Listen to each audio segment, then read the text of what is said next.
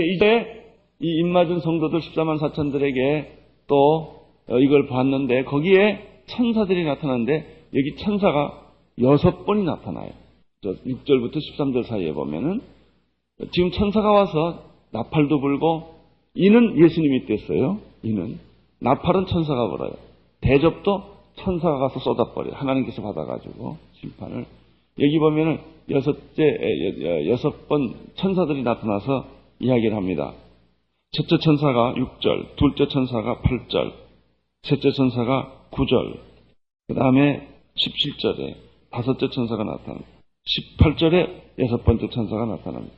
이 천사들이 나타나서 메시지를 전합니다. 오늘은 천사들이 말하는 3가지 메시지만 이야기를 하겠습니다. 6절을 보십시오. 6절 시작.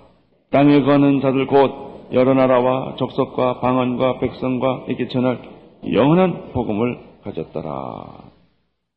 천사가 나타나서 땅에 거하는 자들 곧 여러 나라와 족속과 방언과 백성과 전할 백성에게 뭘 전할 영원한 복음을 가졌더라. 그렇게 되어 있어요. 우리는 여기서 또 한 새로운 사실을 알게 되죠. 천사가 영원한 복음을 가지고 땅에 있는 백성들에게 전한다는 거예요. 이 복음을 누가 전하느냐? 여기서 보면은 3 그룹에서 영원한 복음을 전하는 걸 알 수 있어요. 우리들이 복음을 전하는 거예요. 성령 받은 자들이 복음을 전해요. 이 전도는 성령 받지 못한 사람은 전도 못합니다. 여러분이 말이죠. 전도는 잘 못해서 전도하고 싶은 마음은 있으세요? 전도 못해서 괴로워요? 그럼 성령이 있는 거예요. 이 성령을 받은 사람만이 전도를 합니다. 성령 받지 못한 사람은 전도할 생각을 꿈에도 꾸지를 못합니다. 전도해야 되는 건 알지만 그 마음에서 그런 마음이 생기지를 못해요. 우리 어린아이들이 세계를 품는 어린아이들이 이번에 놀러 가는 게 아니에요. 애들이. 예수님을 전하러 가려는 마음이 있는 것은 어린아이들에게 뭐가 임한 거예요? 성령이 임한 거예요. 나는 여러분들에게 성령이 임하기를 바랍니다. 그러면 친구들을 전도하고 싶어요. 성령이 임하면 버스간에서도 전도하고 싶어요. 견딜 수가 없어요. 이런 사람들은 대학로를 뛰어가고 서울역으로 뛰어가고 그리고 부산까지 가고 대구까지 가고 전도하러 가요. 그렇게 자기 돈 들여서. 성령이 임한 거예요. 여러분이 예수 믿고 교회 다닌다고 하지만 한 번도 전도할 볼 마음이 없었다면 그거는 다시 생각해 봐요. 정말 성령이 임했는지. 왜냐하면 성령이 임하면 능력을 받고 능력이 임하면 예루살렘과 유다와 사마리아 왔던 끝까지 내 복음을 전한다고 말했어요. 성령 받으면 예수님 사랑해요. 아주 그 특징이에요. 예수님을 높이게 돼요. 성령 받으면 가난한 자를 사랑하게 돼요. 성령 받으면 전도하게 돼요. 성령 받은 자들이 전도합니다.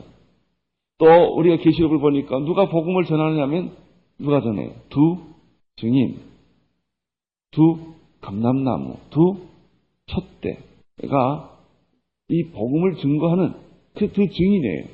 복음을 전한다고 그랬어요. 교회입니다. 또 구약에서는 엘리야와 모세를 말했지만 엘리야와 모세의 능력을 가진 공동체가 교회예요. 여러분들은 엘리야와 모세의 능력을 가진 줄로 믿습니다. 하늘에서 불을 내리게 하는 능력, 그리고 정말 10가지 재앙을 만들게 했던 물이 피가 되게 하는 능력들이 이 모세의 능력인데, 이 능력을 2 증인, 2 교회, 2 촛대, 2 감람나무가 가졌는데, 이 복음을 전하는 거예요, 이게. 그리고 오늘 보니까 또 누가냐면, 다른 천사가 와서 영원한 복음을, 너에게 전할 영원한 복음을 가지고 있다고 보니까 천사들이 나타나서 복음을 전할 수 있는 이런 여건을 만든다는 것을 우리가 알 수가 있습니다. 그러니까 복음을 전할 때는 천사와 교회와 내가 삼위일체로 하나가 되는 거예요. 2 증인과 나 혼자만 전도하는 게 아니에요. 우리 어린아이들 천사가 함께 할 줄로 믿습니다. 이번에 아이들이 가서 전도할 때 혼자 가는 게 아니다 말이에요. 천군 천사가 와서 전도할 때 내가 예수님 얘기할 때 도와준단 말이죠. 그 영이 이 복음의 메시지를 전하도록 만들어준다는 것이죠. 7절을 보십시오. 그가 큰 음성으로 가로되 하나님을 두려워하며 그에게 뭘 돌리라? 영광을 돌리라. 천사가 이렇게 말합니다. 큰 음성이 그가 큰 음성으로 가로되 하나님을 두려워하며 하나님께 영광을 돌리라 이렇게 말한다. 7절 7 마지막에 뭐라고 그랬어요? 만물의 땅과 바다와 만물의 근원을 만드신 이를 뭐하라? 경배하라. 영광을 돌려라. 경배하라. 할렐루야. 나는 여러분들이 하나님께 영광을 올려 돌리는 사람 되기를 축원합니다. 나는 여러분들이 정말 하나님께 경배하는 사람 되기를 바랍니다. 그가 큰 음성으로 가로되 하나님을 두려워하며 그에게 영광을 돌리라. 이는 그의 심판하실 시간이 이르렀음이니 하늘과 땅과 바다와 물들의 근원을 만드신 이를 경배할지어다. 이 첫 번째 천사가 와서는 말이 뭐예요? 경배하고 영광을 돌려라. 영원한 복음을 그가 가지고 이렇게 말하는 것입니다. 두 번째 천사가 나타나서 무슨 말씀을 하십니까? 8절을 보십시오. 시작. 또 다른 천사 곧 둘째가 그 뒤를 따라 말하되 무너졌도다 무너졌도다 큰 성 바벨론이여 모든 나라를 그 음행으로 인하여 진의 포도를 먹이던 자로 다 하더라. 한번 크게 보세요. 무너졌도다 무너졌도다 큰 성 바벨론이여. 할렐루야. 첫 번째는 그분에게 영광을 올려돌리고 그분에게 경배할지어다 이런 말이 나와요. 두 번째 천사가 나타나서 메시지는 너를 괴롭히던 그 큰 성, 너를 괴롭히던 짐승들, 너를 괴롭히던 악한 세력들은 뭐했더라? 무너졌도다. 할렐루야. 무너졌도다. 무너졌도다. 큰 성 바벨론이요. 이 말을 이렇게 무너질 것이다. 무너질 것이다. 큰 성 바벨론. 이렇게 되죠. 너를 괴롭히던 사람들은 하나님이 싹쓸이를 해요. 완전히 다 쓸어버리게 될 것이다. 그때까지 너는 포기하지 말고 그때까지 너는 뒤돌아서지 말고 힘들고 어려워도 끝까지 버티고 이기라. 견디는 자는 이기는 자는 이렇게 되어 있어요. 끝까지 견디는 자는 힘들어요. 그러나 내가 이걸 이기고 견디면 큰 성 바벨론은 무너지게 될 것이다. 두 번째 천사의 메시지는 바벨론이 무너진다는 예언입니다. 첫 번째 천사의 메시지는 하나님께 경배하고 그분을 찬양하라. 그분께 영광을 올려돌려라. 두 번째 메시지는 무너진다. 네, 10절 포도주를 거룩한 천사들과 쉽게 말하면 무슨 얘기예요? 짐승에게 속한 사람들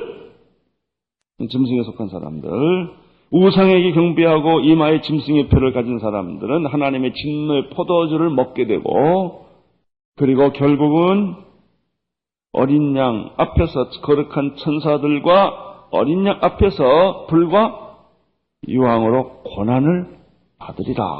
세 번째 천사의 메시지. 불과 유황으로 고난을 받게 될 것이다. 사랑하는 성도 여러분, 악이 멸하는 것을 꼭 믿으시기를 바랍니다. 거짓말한 자들은 피하게 되어 있습니다. 악한 자들은 피하게 되어 있습니다. 그러나 거짓말하는 자들과 악한 자들과 그들 음모를 꾸미는 자들과 같이 있는 동안에는 너무나 괴롭고 너무나 힘들고 너무나 고독하고 그런 거예요. 그러나 두려워하지 말라. 너는 하나님께 경배하고 영광을 올리고 찬양하는 무리들인다. 너는 바벨론에 속한 사람이 아니다. 큰 성 바벨론은 무너지게 될 것이다. 그리고 이마에 입맞지 아니한 짐승의 표를 가진 짐승의 인을 가진 그런 사람들은 진노의 포도주를 먹게 될 것이고 천사와 어린 양 앞에서 불과 유황불로 심판을 받게 될 것이다. 그래서 그동안에 우리가 할 일이 있죠. 환난 받는 동안에 우리가 할 일이 뭐예요? 기도죠.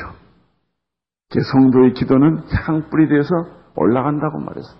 그 여러분의 기도는 오늘 하늘에 있는 순교자들의 기도와 하나가 되고 예수님의 기도와 하나가 되어서 하나님께서 응답해 주실 줄로 믿습니다. 여러분, 예수님이 우리를 구원하실 때 그냥 구원하시면 되지 왜 꼭 십자가를 져야만 했습니까? 그렇잖아요. 예수가 십자가를 질 때 얼마나 우리의 마음이 아프고 얼마나 마음이 안 됐고 얼마나 힘들고 얼마나 고통스럽습니다. 그러나 예수의 십자가의 죽음이 있기에 부활이 있는 거예요. 교회도 말세 때 순교를 당하죠. 어려움을 겪습니다. 우리는 박승철 선교사님이 복음을 전하다가 하나님 나라로 가신 것을 기억하고 있습니다. 하나의 순교입니다. 이런 대가를 치르는 거예요. 여러분이 그분이 박승철 선교사님이기 때문에 망정이지, 만약에 그 사람이 여러분 아들이었다면 어떤 마음이 들겠어요? 그 사람이 여러분 남편이었다면, 자, 이것이 보십시오. 그냥 박승철 선교사님이니까 안 됐다, 이렇게 생각을 하는 거예요. 근데 그 사람이 만약 여러분의 남편이었다고 생각하면 여러분 마음이 어떻겠습니까? 다르죠. 이런 대가를 치르는 거예요. 대가를 치르지 않는 사랑은 없어요. 여러분의 사랑이 공허한 것은 대가를 치른 게 없기 때문에 그래요. 여러분의 사랑이 능력이 없는 것은 희생한 게 없기 때문에 그래요. 여러분 아내를 사랑한다고 이런 소리 하지 마세요. 대가를 치러야 돼요. 아내를 위해서 뭔가 대가를 치러야 돼요. 남편을 위해서 대가를 치러야 되는 거예요. 아내를 위해서 뭔가 대가를 치러야 돼요. 남편을 위해서 대가를 치러야 되는 거예요. 자식을 위해서 대가를 치르는 거예요. 그럴 때 영적 능력이 생기는 것이죠. 거기에 비밀이 있는 것이죠. 여러분 사랑하는 사람이 죽었다. 그러면 슬픔밖에 없는 거예요. 그러나 그것이 바로 대가를 치른다라는 관점에서 보면 어마어마한 우리 가정을 위해서 이 사람이 대신 죽었다. 이렇게 생각해 보세요. 그 사람은 죄 있는 사람이 아니에요.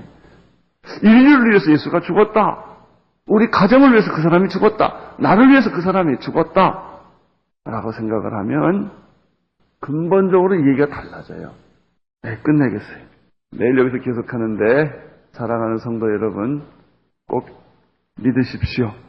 바벨론은 무너집니다. 그들은 유황불에 들어갑니다. 여러분이 억울한 일을 겪을 때 견디지 못하는 것처럼 느꼈을 때 두려워하지 마십시오. 하나님은 여러분과 함께 계십니다. 기도하겠습니다. 하나님 아버지, 우리 주변에 억울한 일을 당하는 사람 많습니다. 우리 주변에 병든 사람 많습니다. 우리 주변에 경제적 고통을 겪는 사람들 많습니다. 주여 그분들을 오늘 이 계시록의 말씀을 기억하게 해주시고 주님 그 환난 중에서도 경배하며 찬양하게 도와주시고 하나님의 승리가 그들에게 임하게 도와주옵소서. 예수님의 이름으로 기도드립니다.